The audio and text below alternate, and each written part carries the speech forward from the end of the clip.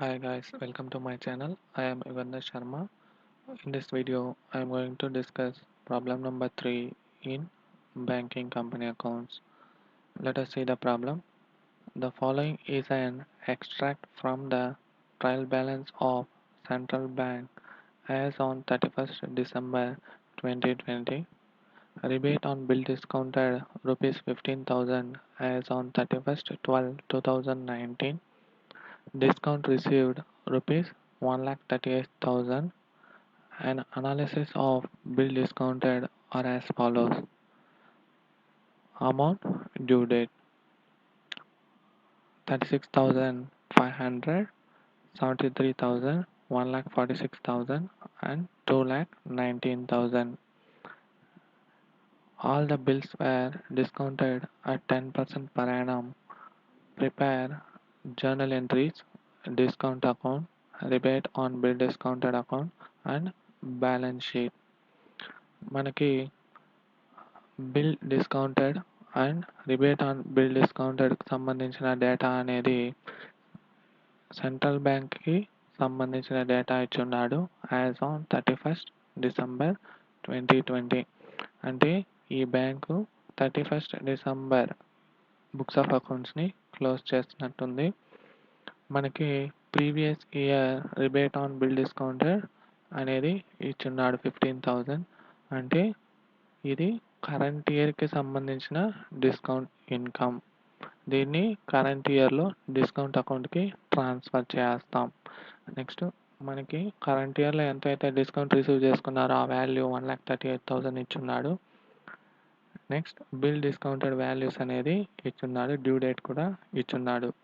ఈ due date అంతా 31st December 2020కి తర్వాత ఫాల్ అయ్యే డ్యూ డేట్. అంటే ఇవంతా కరెంట్ ఇయర్లో రిబేట్ ఆన్ బిల్ డిస్కౌంటెడ్ అకౌంట్కి ట్రాన్స్ఫర్ చేస్తాం.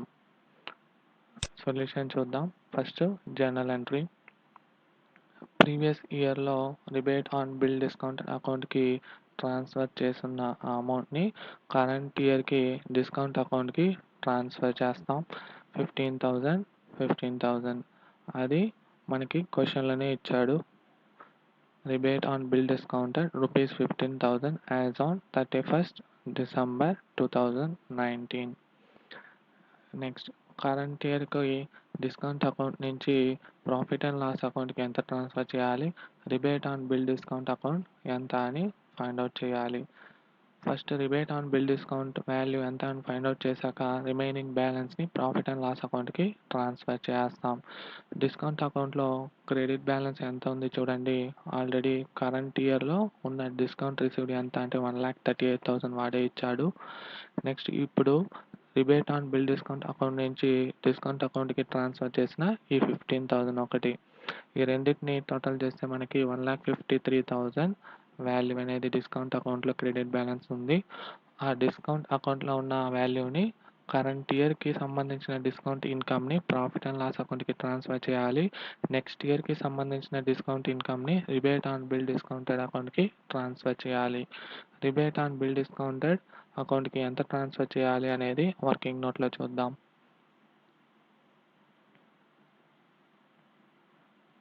Calculation of rebate on bill discounted.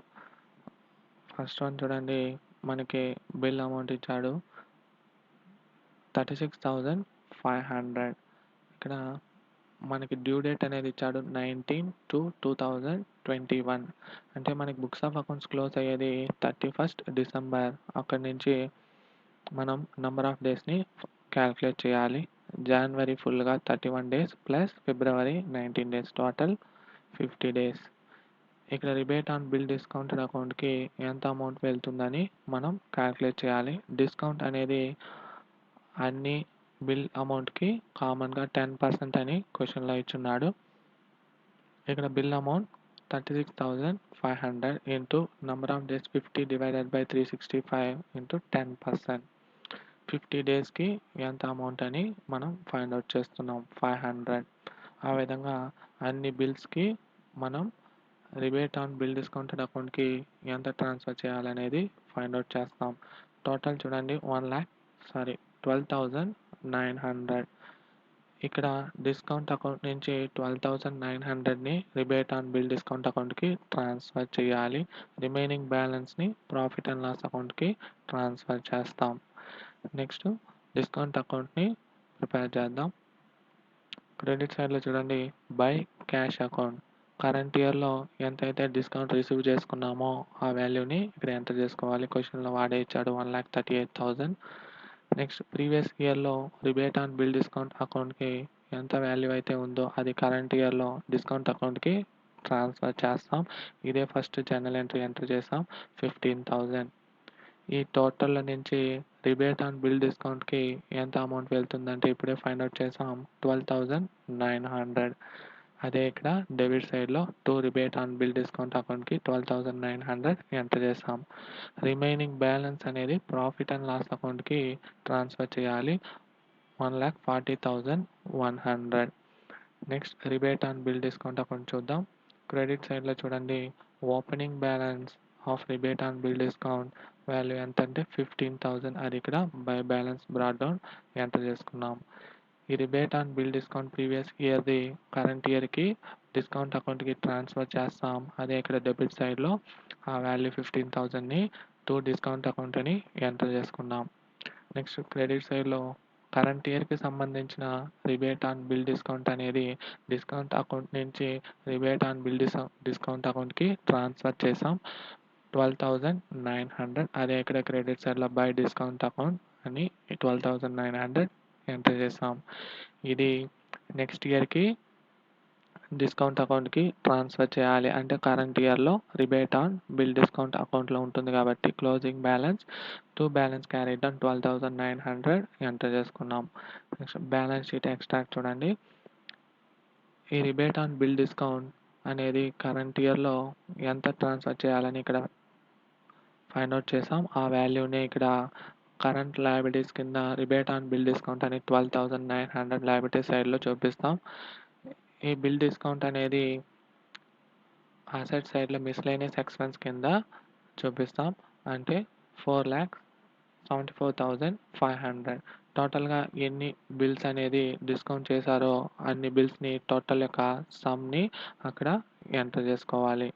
Bill discount అనేది బ్యాంక్ పాయింట్ ఆఫ్ వ్యూ నుంచి లోన్ ఇష్యూ చేసినట్టు. లోన్ అనేది బ్యాంక్ పాయింట్ ఆఫ్ వ్యూ నుంచి అసెట్గా కన్సిడర్ చేస్తాం కాబట్టి ఇక్కడ బిల్ డిస్కౌంట్ని అసెట్ సైడ్లో చూపిస్తాం. దీంతో ఈ ప్రాబ్లం నెంబర్ 3 కంప్లీట్ అయింది. మీకు నా క్లాస్ నచ్చినట్లయితే లైక్ చేయండి, షేర్ చేయండి అండ్ సబ్స్క్రైబ్ చేయండి. With this we end up this session. We'll continue the remaining problems in next session. Thank you for watching my video.